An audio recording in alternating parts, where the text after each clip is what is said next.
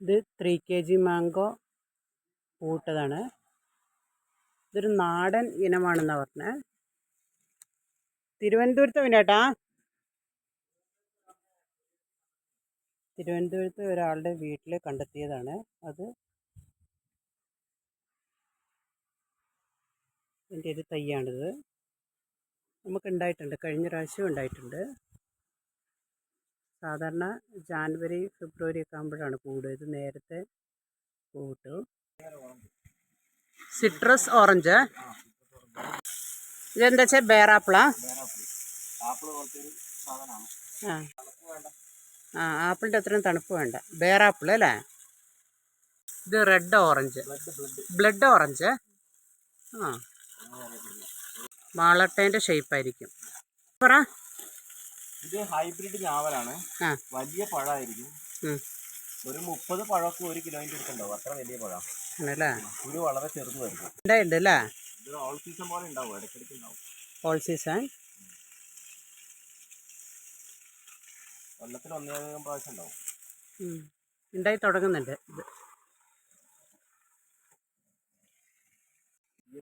Rollinia, മഞ്ഞ നിറത്തിലുള്ള ആത്തച്ചക്ക. മഞ്ഞ നിറത്തിലുള്ള ആത്തച്ചക്ക. അത് മുള്ളുള്ള. ഓക്കെ, നല്ല പഴം. ഇത് പിന്നെ അടുത്തത് അത് പറ. ചെറി, മധുരമുള്ള ചെറി. Sweet cherry. പ്രോസസ് ചെയ്യാതെ തന്നെ മധുരമുള്ള ചെറി. ഇത് ഒലിവ്. ഒലിവ് ഇത് അല്ലേ? Olive tree, ഒലിവില. ഒലിവെണ്ണ എടുക്കുന്നത് ഇതിൽ നിന്നാച്ചാ? ഒലിവിൻ്റെ ഇല, ഒലിവിൻ്റെ ഇല അല്ലേ? ഒലിവ്.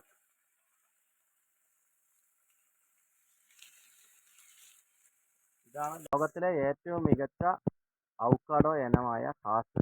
ഹാസ് അവക്കാഡോ അല്ലേ?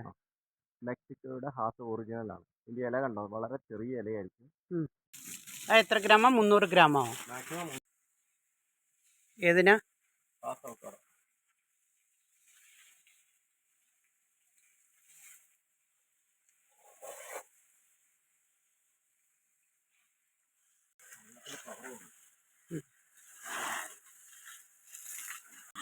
ഇത് മാംഗോസ്റ്റീൻ.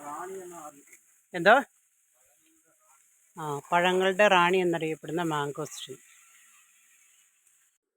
ഇത് കുറ്റി സപ്പോട്ട, പെട്ടെന്ന് കായ്ക്കും. എഗ്ഗ് സപ്പോട്ട, എഗ്ഗിൻ്റെ ഷേപ്പാകും. ഹൈറ്റ് കുറഞ്ഞിട്ട് എഗ് സപ്പോട്ട. പിന്നീട് ഇത് ഏകദേശം മൂത്ത്. ഇത് പറിക്കട്ടെ എന്നാ? ചന്ദ്രക്കാരൻ, കേരളത്തിലെ ഏറ്റവും മികച്ച മാങ്ങ, നാട്ടുമാങ്ങ എന്നറിയപ്പെടുന്ന